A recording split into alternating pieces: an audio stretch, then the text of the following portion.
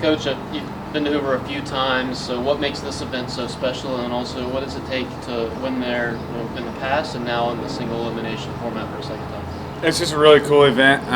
It's really it's like a kind of mini version of Omaha. You get the police escort. They just do a really nice job of how they take care of the teams in the hotel to while you're at the field. Like it's just it's very, very well put on. What it takes is really just you usually got to have a pitcher or someone that hasn't had a big role in the team have one of those games, along with just playing it game by game and doing what you've done all season. You just got to play good baseball, but usually, now for us, a little different than scenarios I've been in before, just with second year single elimination. Second year single elimination. Last year we started off no buys. Now we got the double, so it's 3 games. So it is different for us and the teams that are already playing. But just gotta play good baseball. And then it's 5 games now with ABS at college baseball. What have you seen? And then also, since we talked to you a few weeks ago, what have you guys learned and studied as far as what your strategy is going to look like? Yeah, it's good. Like I said before, you gotta try it out. I think in order to do that, there's going to be mistakes. Someone was telling me about a play, I didn't see it, where the guy walked, where they challenged, the guy stole, and yeah, it is what it is, right? It's just there's teams playing and competing to get in, and there's still these experiments going on. That's my kind of gripe on it, I guess, a little bit. But then again, there's no better time to do it, and I think it's what's coming. So, I saw some. I think it's good for the guys to see too, see the ones where people get wrong and they're clearly in the zone. So knowing when to use them. So that strategy is not going to give our strategy completely, but something we'll talk about today and tomorrow when we get there. We just haven't been focused on it at all until, I would say, the last 24 hours. What does the pitching outlook look like, pitching strategy look like so far to right now? We're going to kind of wait and see who we match up against. Everyone's ready to go, though, and, just kind of make sure we put guys in the right spot and spots with – there is a little bit of next weekend in mind and days to an extent. But, Friday or Saturday or Friday, there's not much. So I would say that's not a huge weight into it, but there's got to be a little bit of a thought process. But I think, it just depends. You could possibly see, and I've never seen before in my life, that one guy started 3 out of the last 4 games. I don't think that's out of the question. So, but just not there yet. And that includes Aiden being ready? No, he's not going to pitch this weekend. He's great. He looks great. He's going to pitch this season.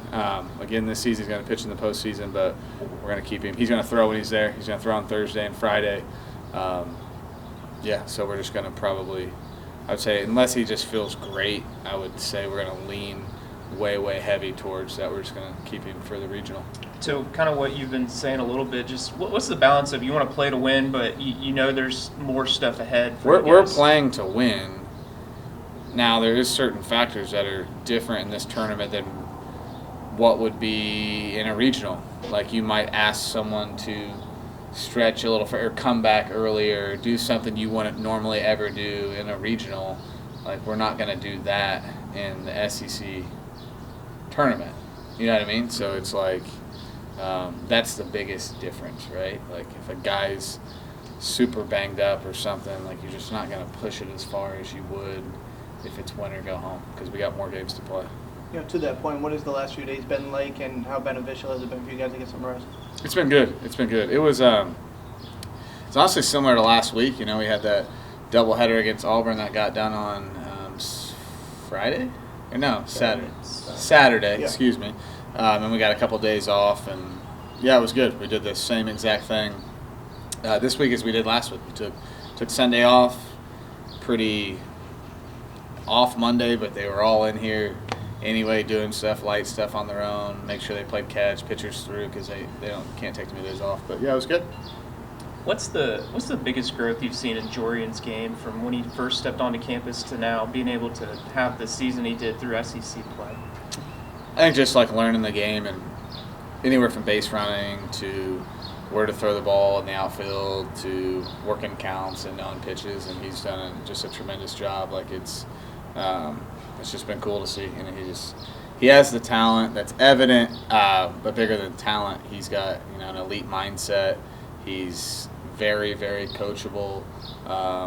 and he just wants it. Like, he wants it. He's not just a guy that is talented and this is enough. Like, he's always shooting for the next thing. And I think that's the biggest thing is you don't know that too much when you recruit a guy, and he's kind of blown me away with those attributes. Were you surprised at maybe how under the radar he was throughout the recruiting process until you guys had kind of found him? Yeah, I mean, I've never seen anyone of that potential in our game and how it is now kind of sneak by like that. But he didn't play a lot of travel ball. So, yeah, like, extremely surprised just because, I mean, how often have you heard that type of story in the last few years? Like, you don't. So, very surprised, but good surprise for us. Just one more with him. Just, is there a player comp that you think of, like, when you look at him and that maybe reminds you of someone, whether you've coached or someone you've watched in the pros or anything? I don't know. I'm not a big comp guy. I mean, him and Braden have a lot of similarities, except he's not a switch hitter. But as far as, like, when they hit the ball, how they hit the ball, a similar speed of runner, similar arm. So I would say, like, if you just want to keep it to, like, a guy here, I think besides being a switch hitter, like, now you're seeing Braden as a junior, right, and Jordan's a freshman, so he's not there yet. But I think if you look at it, they actually have, I bet they run about the same speed, similar arm. I would say Braden's more accurate, but he's 3 years older. But yeah, I think he could develop into that type of guy as long as his plate discipline continues to get better. So I have a bit of a cold sense on that. How much did his time at the Bombers kind of help y'all understand what he had being in the area over the summer? Our biggest thing with that was just like he hadn't played a lot of baseball, and we just wanted him to play baseball.